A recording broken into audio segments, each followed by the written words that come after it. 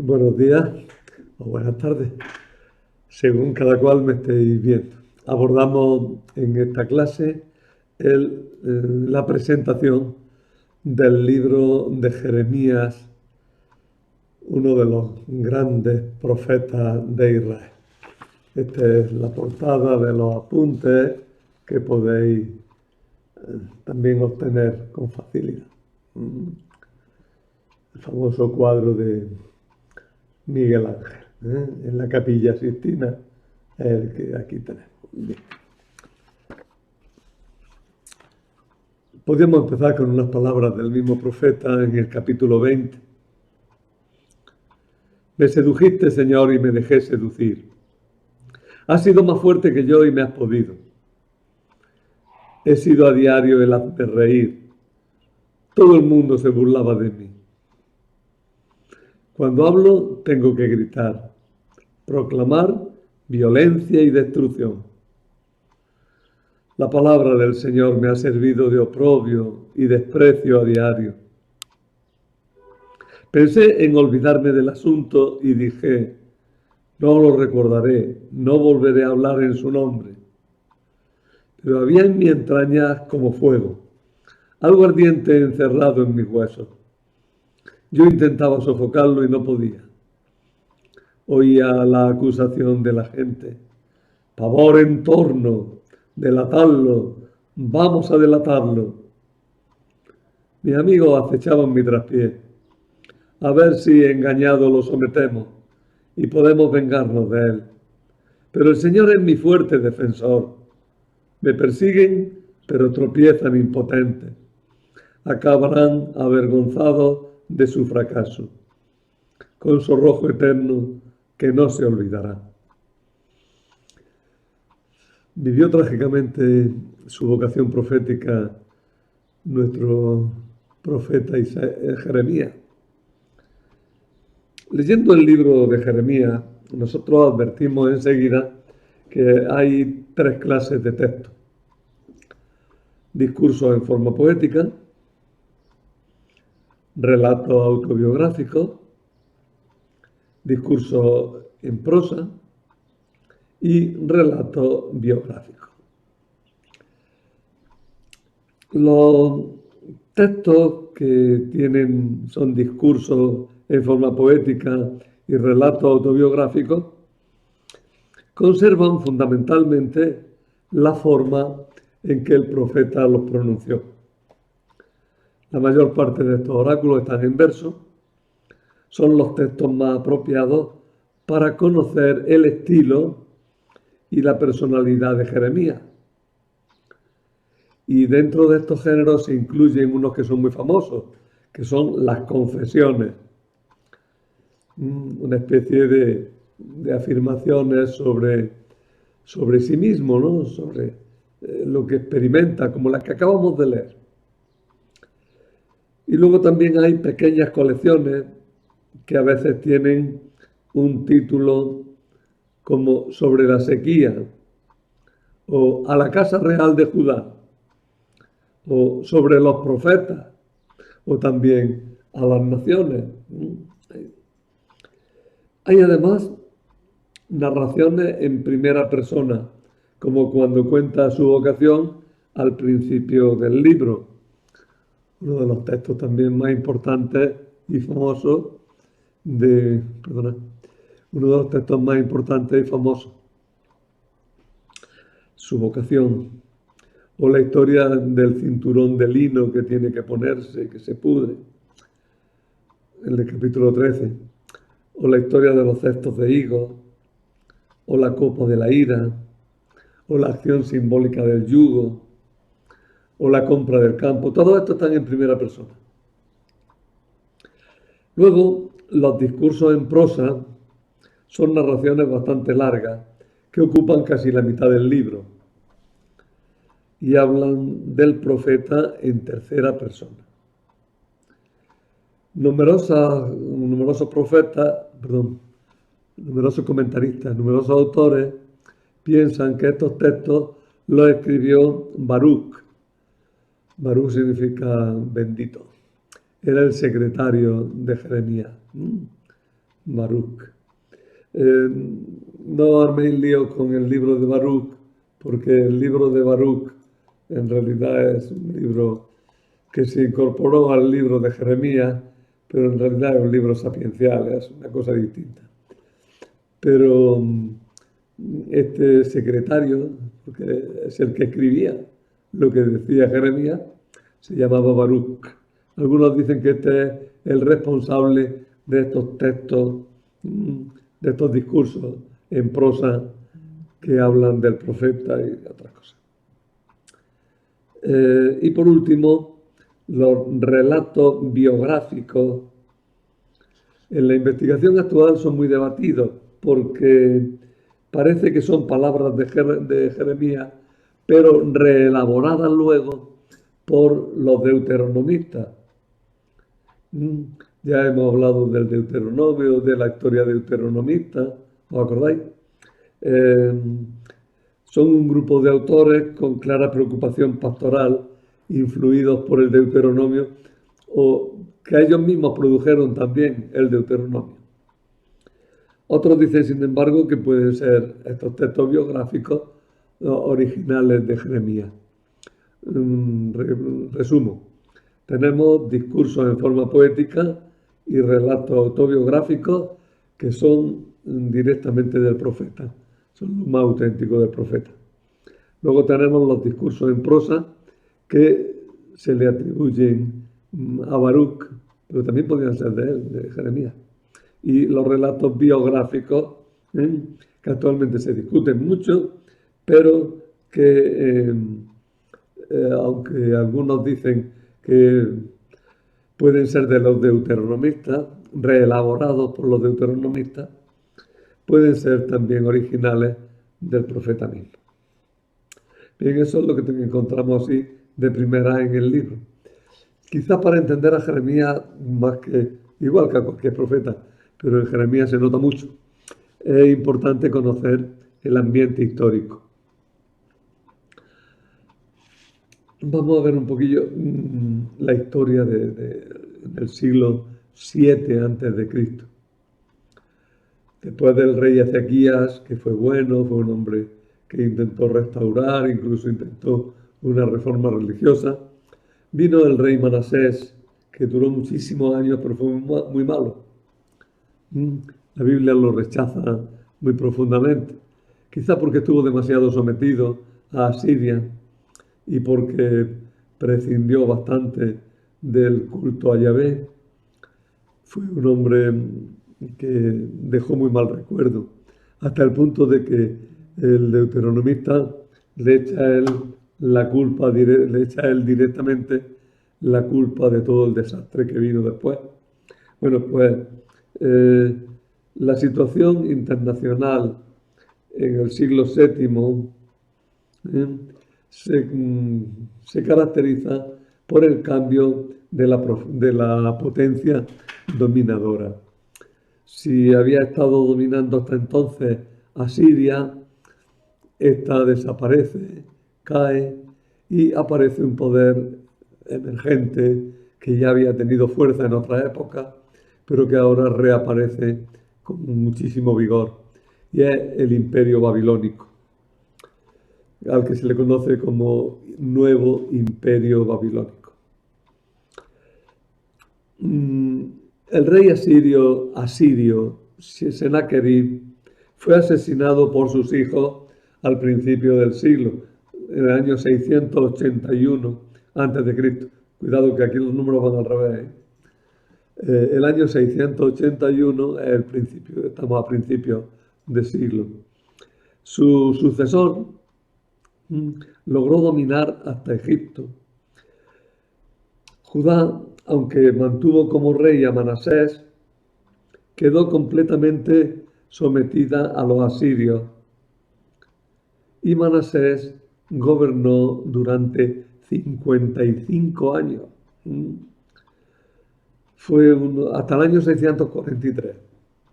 Fue uno de los peores reyes de Judá, a juicio del deuteronomista. Pero contamos con pocos datos de su reinado. Fuera tan malo no apuntaron nada. Mm, No interesa. Es curioso la forma de escribir historia de los deuteronomistas, bueno, y en general de todos los autores bíblicos. Les interesa lo religioso y en cuanto que es positivo, ¿no?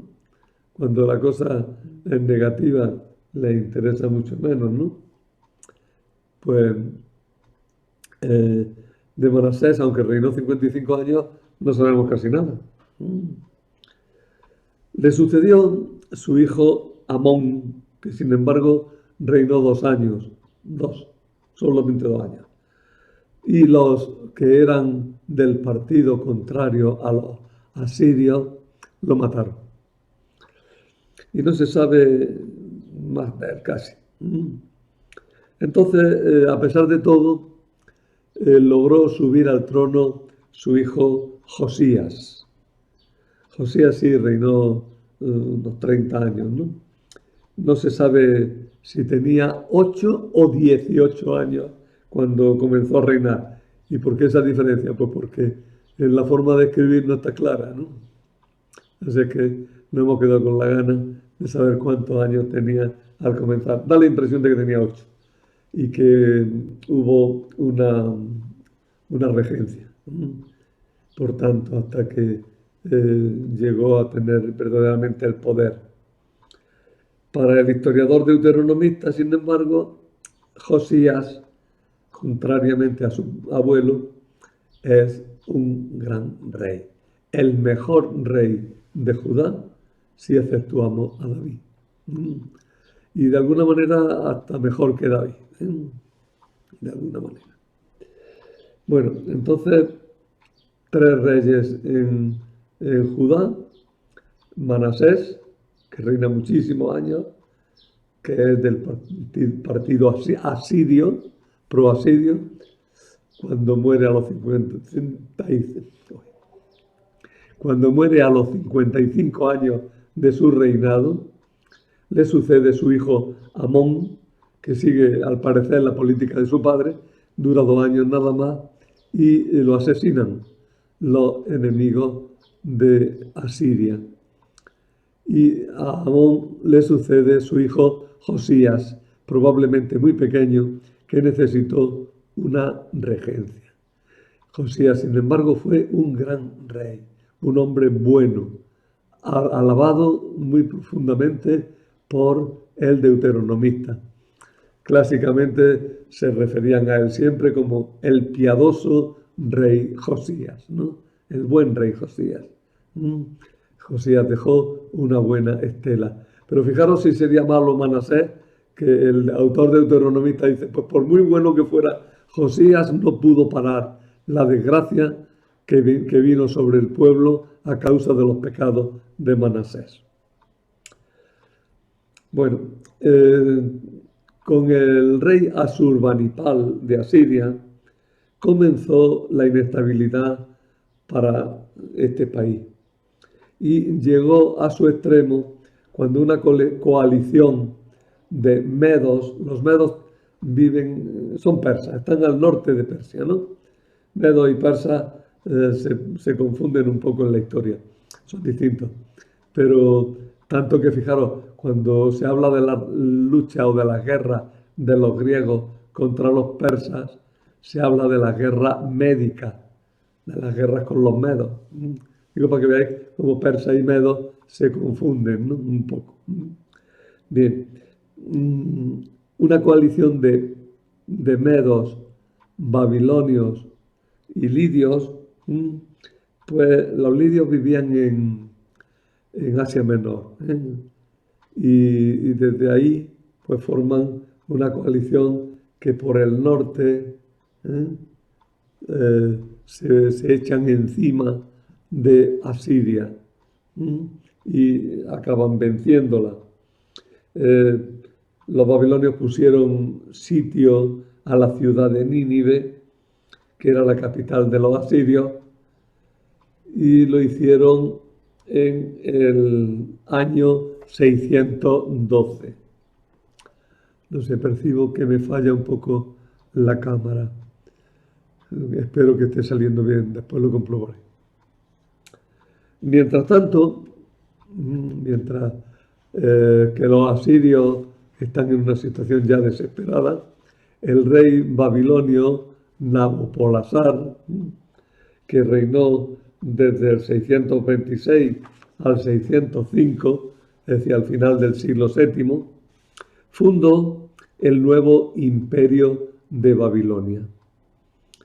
Junto con los medos tomó Nínive, como hemos dicho, el año 612, tras solo 3 meses de asedio. Los asirios contaron varias veces en este último periodo con la ayuda de Egipto, que temía más a un gobierno fuerte de Babilonia que a un gobierno débil de Asiria. Así que los egipcios vieron más peligro en los babilonios que en los asirios, y por eso acudieron en auxilio de Asiria.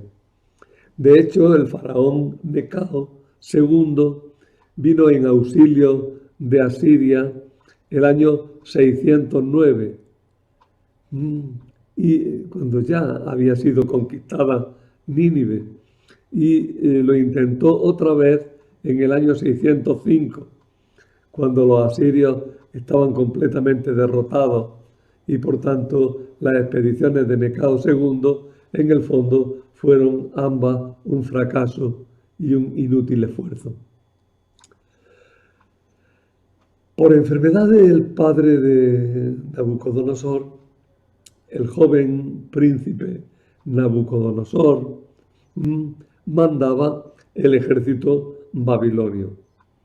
Y en la ciudad de Carquemis, al norte de Mesopotamia, venció a Necao y a lo poco que quedaba ya de los asirios. A partir de este momento, Nabucodonosor dominó y fue la potencia hegemónica en esta región. Pero antes hubo un periodo de vacío de poder. Y es muy importante que sepamos esto. Mirad, entre la caída de Asiria y el afianzamiento de los babilonios como nueva potencia dominante, hay una época bastante extensa, bueno, un poquito amplia, de vacío de poder. Tiempo que aprovechó el rey Josías para intentar dominar sobre toda Palestina y reconstruir lo que idealmente había sido el reino de David. Por tanto, una de las tareas importantes de Jeremías será hacer mucha propaganda de la unidad del país. Cuando hablábamos de los deuteronomistas que tuvieron tanta importancia en el reinado de Josías, decíamos que una de sus obsesiones era la unidad.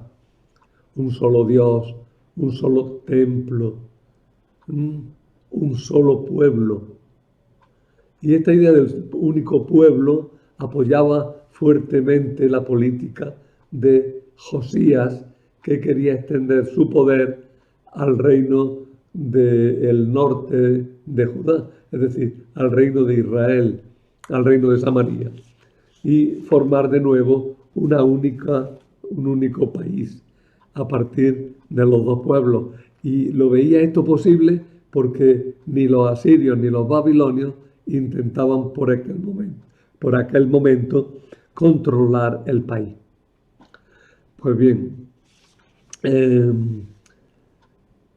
Nabucodonosor heredó a su padre y el año 603 llamó a todos los reyes de la zona que fueran a Siria para rendirle vasallaje. Entonces ya había muerto Josías y era rey de Jerusalén, un hombre que lo hizo bastante mal, que fue Joaquín. Fue muy enemigo de Jeremías. Pero volvamos atrás un poquitín. Jeremías eh, nos transmite noticias de la época de Josías. Josías, empezó a mostrarse independiente el año 12 de su reinado, cuando todavía los asirios tenían algún poder. Todavía no había muerto el rey Asurbanipal. Asurbanipal fue todavía un rey poderoso, pero ya el reino estaba tocado y caminaba hacia su ruina definitiva.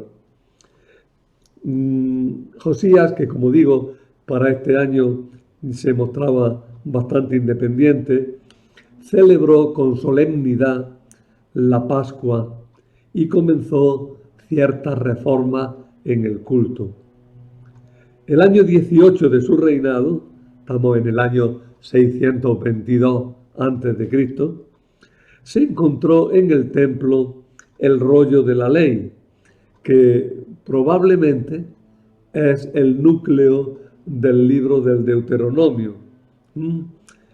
Este relato viene en Segundo Reyes 22-23 y el capítulo 22, ¿no?, del segundo libro de los Reyes, y se nos cuenta cómo en el templo donde se estaban haciendo obras encontraron un rollo de la ley que, leído por el rey Josías, le produjo gran temor porque no estaban cumpliendo esa ley y iban a ser castigados por el Señor. Por eso él intentó hacer una gran reforma partiendo de esa obra. Este libro del Deuteronomio fue el motor de la reforma político-religiosa que Josías llevó a término. Al mismo tiempo, Josías reconquistó mucho terreno del norte del antiguo reino de Samaria, hasta que casi restableció la frontera de David. La euforia, la moral de victoria en Judá era muy grande. La reforma religiosa de Josías comprendía una serie de puntos muy importantes. Primero, eliminación de los cultos extranjeros en el templo de Jerusalén. Segundo, supresión de los lugares de culto en las afueras de las ciudades. Estos lugares de culto se llamaban los lugares altos, los altos, los bemá. Tercero, una lucha muy eficaz porque lo consiguió, y muy fuerte contra la adivinación y la magia. Una cosa más, la destrucción de Betel y los templos del reino de Samaria, centralizando el culto en Jerusalén. Probablemente su reforma incluyó también cuestiones sociales, pero no tenemos más datos en este punto que lo que nos dice la ley deuteronomista, en la que se ve esta problemática social, pero no se desarrolla con la claridad suficiente para que saquemos nosotros demasiadas consecuencias de lo que se hizo en este campo de la política social. Como consecuencia de la reforma, hubo una gran satisfacción popular. En Judá había una sensación general de seguridad y de victoria. Josías, para afianzar su poder, intentó cortar el paso a los egipcios que, guiados por el faraón Necao, venían en ayuda de los asirios, y se enfrentó con ellos en Megiddo. Pero aquí vino la tragedia, porque el mismo Josías murió en la batalla, lo cual dejó sumamente desconcertados a los judíos. ¿Por qué? Pues porque si era un rey tan bueno y lo estaba haciendo tan bien, ¿Cómo es que pierde la batalla? ¿Cómo es que muere en plena batalla? ¿Es que no tiene la ayuda de Dios? ¿Es que lo que estaba haciendo no era lo que Dios quería? ¿Veis? La derrota de Josías en Megiddo desconcertó mucho a los israelitas. Su hijo Joacaz le sucedió en vez de su hermano mayor, el Jaquín. No sabemos por qué. Pero Joacaz solo reinó 3 meses, porque cuando el faraón Necao volvió para irse a Egipto, capturó a Joacaz y lo llevó prisionero. En su lugar, Necao colocó a un hermano de Joacaz, que se llamaba Joaquín. Y este Joaquín estuvo unos pocos años sometido al faraón y pagándole un fuerte tributo.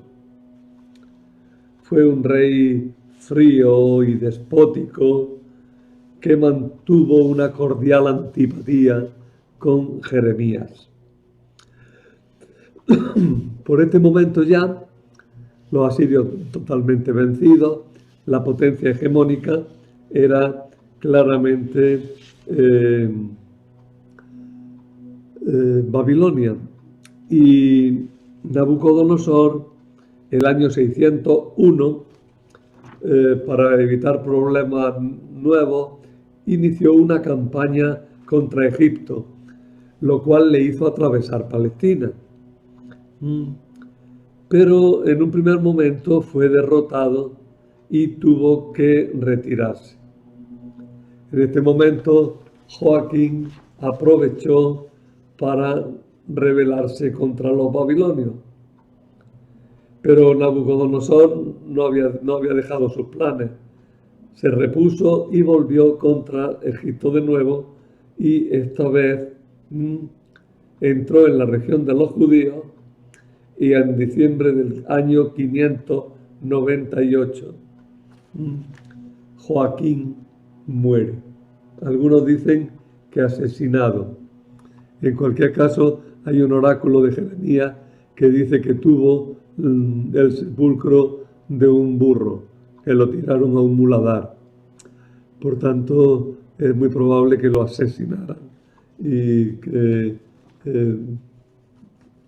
fuera precisamente el partido pro-babilonio, que de esa manera intentaban evitar que el rey de Babilonia hiciera un desastre, hiciera una incursión desastrosa en Judá. Joaquín muere, como digo, probablemente asesinado por los partidarios de Babilonia, y su hijo también aparece con el nombre de Joaquín. Es un nombre distinto en realidad. Las consonantes y el sonido de esas consonantes es un poco distinto. Podemos llamar Jehoiaquín, que los griegos y la Biblia griega, para facilitarlo, le llama Jeconías, y así evitamos el doble nombre. Tenemos Joaquín el padre y Joaquín el hijo, al que llamamos Jeconías con los griegos. Bueno, este se rindió ante Nabucodonosor y precisamente este fue el que le puso Jeconías, ¿no? Y se lo llevó a Babilonia, dejando en Jerusalén a otro hijo de Josías, que se llamaba Matanías, pero que le cambió el nombre y lo llamó Sedecías. Por tanto, a ver si vemos bien, aquí tenemos, a ver si yo puedo enfocar esto bien. Como voy al revés, me cuesta mucho trabajo. Aquí está. Tenemos el orden de los reyes. Primero fue Josías. Cuando murió Josías en Megiddo, le sucedió su hijo Joacaz, al que también llaman a veces Seyún. Es que se me ha interrumpido He tocado alguna tecla y se ha parado el vídeo. A ver si pongo esto derecho. Aquí. Decíamos, primero Josías, le sucede Joacab, también llamado Seyún, y le sucede luego su hermano Joaquín. Cuando Joaquín es asesinado, le sucede Jeconías o Joaquín, que se rindió al rey Nabucodonosor y puso en su lugar a su tío Sedecías, que se llamaba antes Matatías. Esa es la sucesión del rey Josías. Es importante que la tengáis un poquito clara si queréis entender el libro del profeta Jeremías. Primero estuvo Josías, después Joacaz, que fue deportado a Egipto. O sea, primero estuvo Josías, después Joacaz, que fue deportado a Egipto. Después estuvo Jeconías. Y finalmente, cuando los babilonios se llevaron a Jeconías, estuvo Sedecías. Sedecías, en realidad, por tanto, más que un rey, fue un regente, aunque en la Biblia le llama siempre rey. Le llama siempre rey. Ahora decimos algo más de él. Pero tened muy claro este cuadrito que es muy sencillo. A Josías le sucede Joacaz, a Joacaz el primer Joaquín, a Joaquín le sucede el segundo Joaquín, que se llama Jeconías, y a Jeconías le sucede Sedecías. 3 hijos de Josías y un nieto. Vamos a ver si esto sigue medio.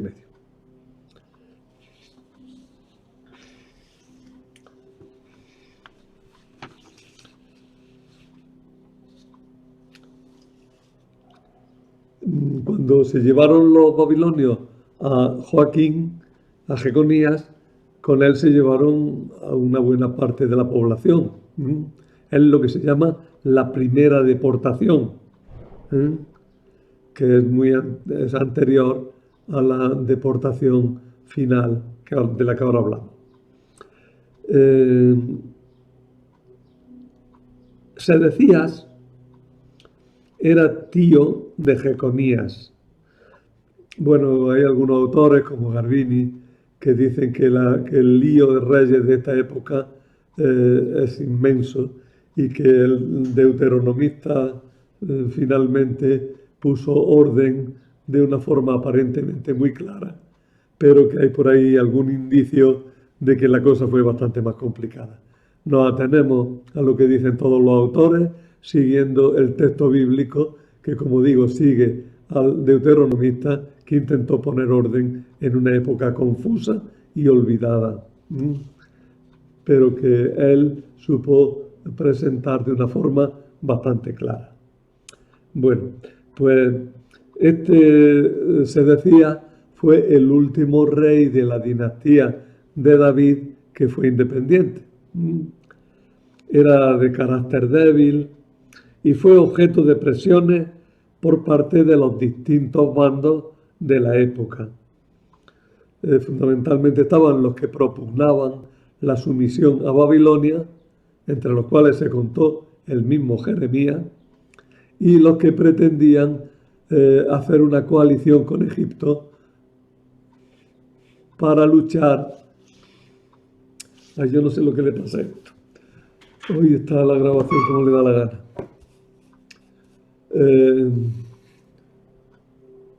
Si es que no sé por lo que he dicho, porque es que se me para la grabación y no sé. Bueno, digo que entre los que eran partidarios de Babilonia estaba el mismo Jeremías, pero que había otros muchos que eran partidarios de apoyar a Egipto, porque Egipto, pensaban ellos, que les ayudaría a independizarse de Babilonia. Las críticas que hace Jeremías a esta idea son tremendamente fuertes, ¿no? Hablan de Egipto incluso como de una caña cascada, que si te quieres apoyar en ella se quiebra y se te clava en la mano, ¿no? Bueno, eh, por tanto, estaban los que proponían la resistencia frente a Babilonia. Se vio obligado a asegurar su lealtad a Babilonia porque le llegó algún aviso de que la cosa estaba poniéndose complicada para él. Jeremías aprovechó la ocasión para enviar una carta a Babilonia, donde estaban los desterrados de la primera deportación, los que se habían ido con Jeconías. 5 años después, esta carta la tenemos en Jeremías 29. 5 años después, el año 589, Egipto decidió intervenir en Asia. Se decía duda si apoyar a Egipto o no. Jeremías le desaconsejó siempre la rebelión, pero el rey finalmente se alió con Egipto. Quiso aliarse con Egipto porque Egipto no pudo ayudar. Se rebeló contra Babilonia y el 5 de enero del año 587 vinieron los caldeos y sitiaron Babilonia, y sitiaron Jerusalén. A los babilonios se les llama muchas veces los caldeos. Caldea es la tierra de Babilonia. Pues bien, los babilonios por fin en el año 586, el 19 de julio, no sé qué me pasa, estaréis notando que se apaga y se enciende a veces. Espero que sea inteligible la charla. Digo que los caldeos en el año 586 conquistaron Jerusalén. Cogieron prisionero a Sedecías, que había intentado escapar, y fueron brutales con él. Lo cegaron después de ver cómo había muerto sus hijos asesinados por los babilonios. Se lo llevaron a Babilonia, lo apresaron y allí se pierde su memoria. Se decía que tuvo un final excesivamente trágico, ¿no? El general Nebuzardán destruyó el templo, destruyó el palacio y puso de gobernador a Godolías, un personaje que también tenía relación con la familia real. Y este Godolías se estableció en Mizpah. Pero de nuevo unos rebeldes contra los babilonios lo asesinaron y huyeron a Egipto, llevándose con ellos, quizás como rehenes, a Jeremías y a su secretario Baruch. Bueno, le hemos dedicado mucho espacio al tiempo de Jeremías porque este tiempo condiciona mucho la profecía de Jeremías. ¿Quién era Jeremías?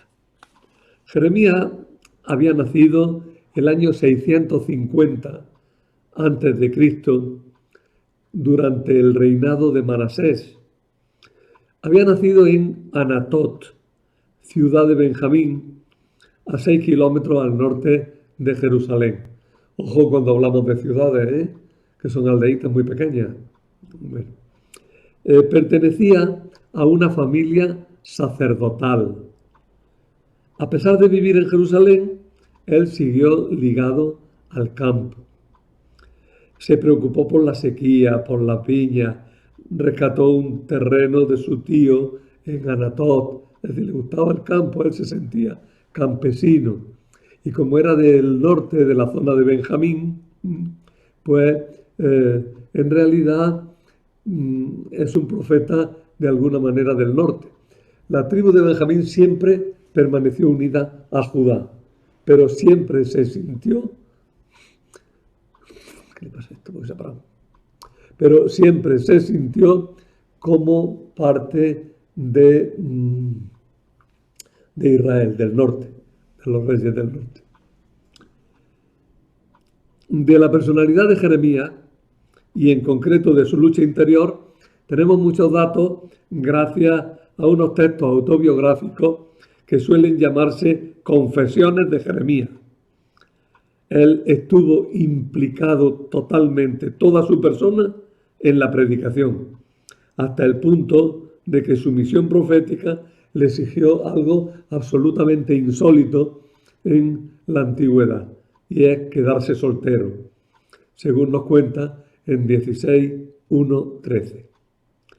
El libro de Jeremías se presenta con un problema peculiar.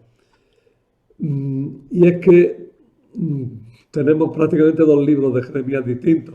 El que nos transmiten los griegos, la Biblia de las 70, de la Septuaginta se dice, el que nos transmite la Septuaginta y el que nos transmite el texto masorético. Son bastante diversos. El texto griego es más breve que el texto masorético hebreo. El orden de los capítulos varía a veces. De todas maneras, a la hora de decidir qué versión es más fiel al profeta, hay que analizar texto por texto y no se puede dar una respuesta global todavía, ¿no? Tenemos como dos ediciones del libro de Jeremías que, las tenemos ahí y hay que tenerlo en cuenta a la hora de interpretarlo. Etapas de la predicación de Jeremías. Tengo que ir deprisa porque se me acaba el tiempo, pero en los apuntes lo tenéis un poquito más desarrollado. Tenemos una primera etapa en la época de Josías. En esta etapa primera, Jeremías es muy joven y de esta época es el relato de su vocación y los oráculos que se encuentran en los 6 primeros capítulos. Es curioso que los capítulos 30, 31 también estén dirigidos contra el reino de Samaria.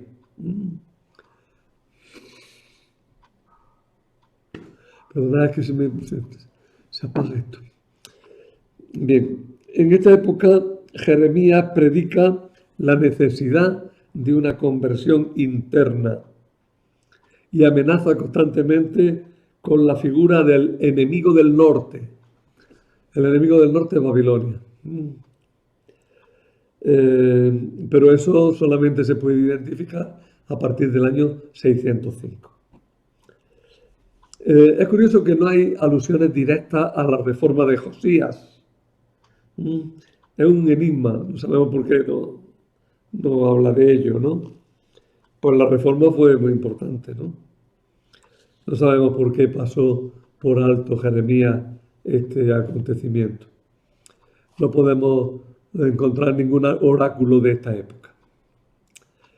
Bueno, después de la etapa de Josías viene la etapa de Joaquín. Los textos que pertenecen a esta época se concentran en los capítulos 7 al 25. Se supone que tuvo que volver a la actividad profética por varias razones. El desastre de la reforma de Josías, por el vasallaje que tienen que pagar. Muchos volvieron al culto de los dioses. Segundo, otros confiaban supersticiosamente en el templo. Tenemos el templo, esto, aquí no nos puede pasar nada.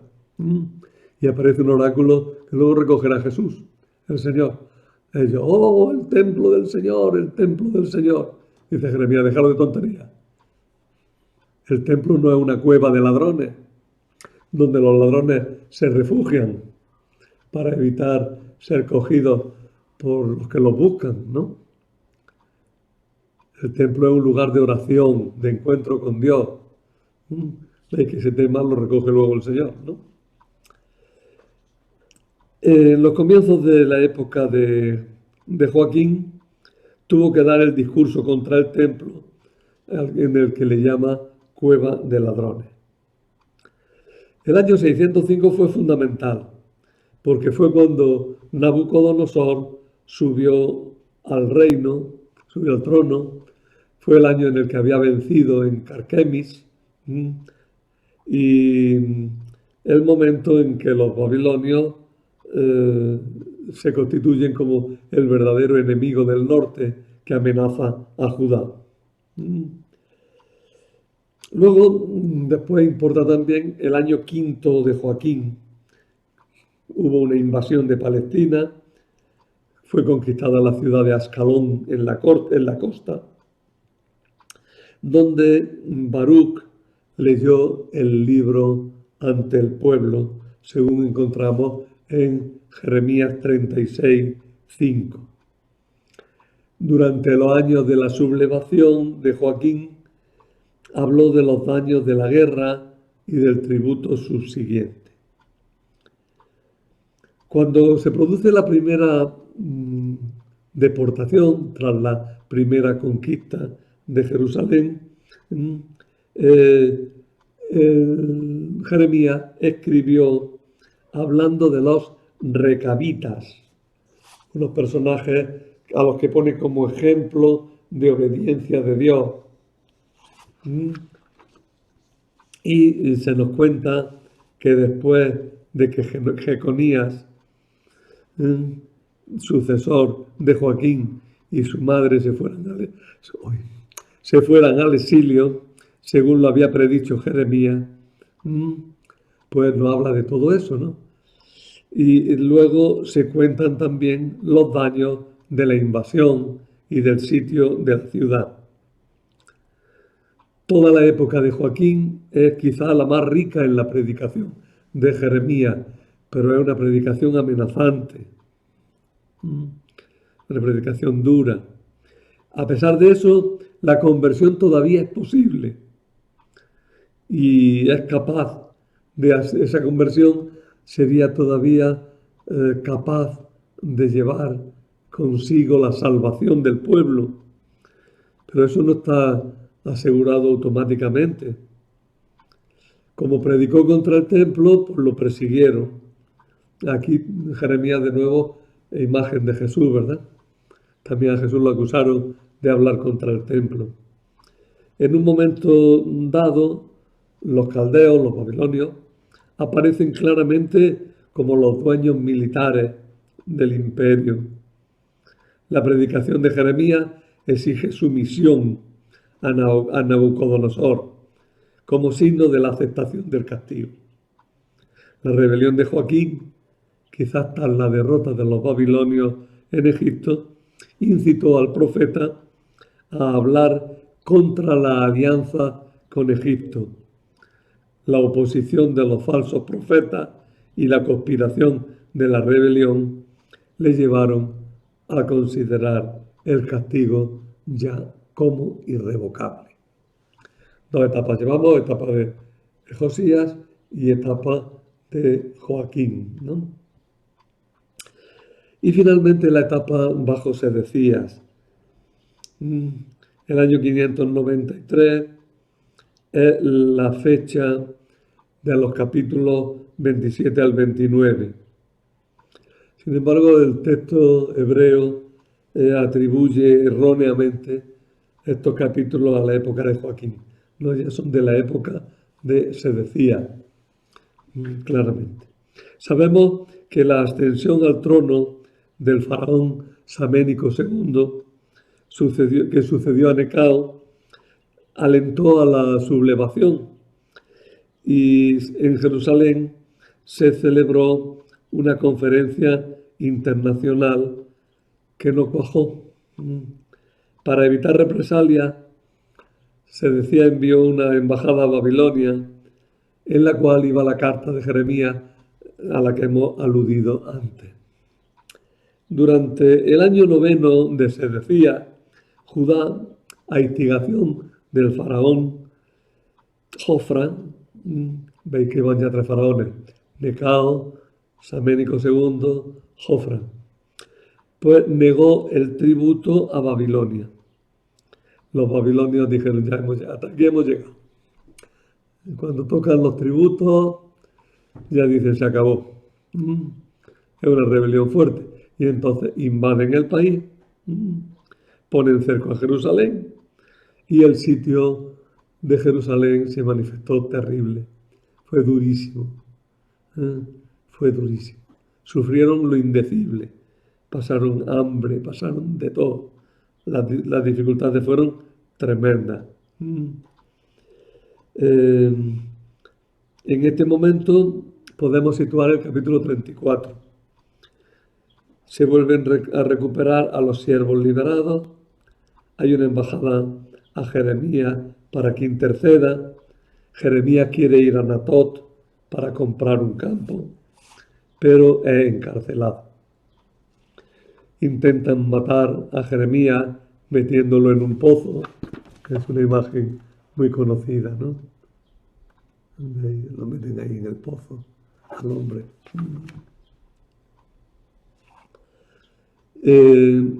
Jeremías siguió aconsejando la sumisión a los babilonios, pero todo fue finalmente un fracaso. La vida de Jeremías peligraba. Y llegamos a la última etapa. Jerusalén es conquistada. Como Jeremías es del partido pro-babilonio, pues probablemente no tuvo que sufrir muchas represalias y se juntó con Godolías, pero cuando asesinaron a Godolías, Jeremías dijo: no importa, someteros, que evitaréis el castigo. Pero no quisieron someterse y cogieron a Jeremías y se lo llevaron preso con ellos a Egipto, y Jeremías murió en Egipto. Lo cubre tierra de un país vecino. Jeremías es un personaje tremendamente trágico, durísimo, pero importantísimo, porque sus oráculos son de los que más han influido en toda la Sagrada Escritura, por su fuerza personal, por la fuerza de su inspiración y su vocación, y también por la terrible época que le tocó vivir.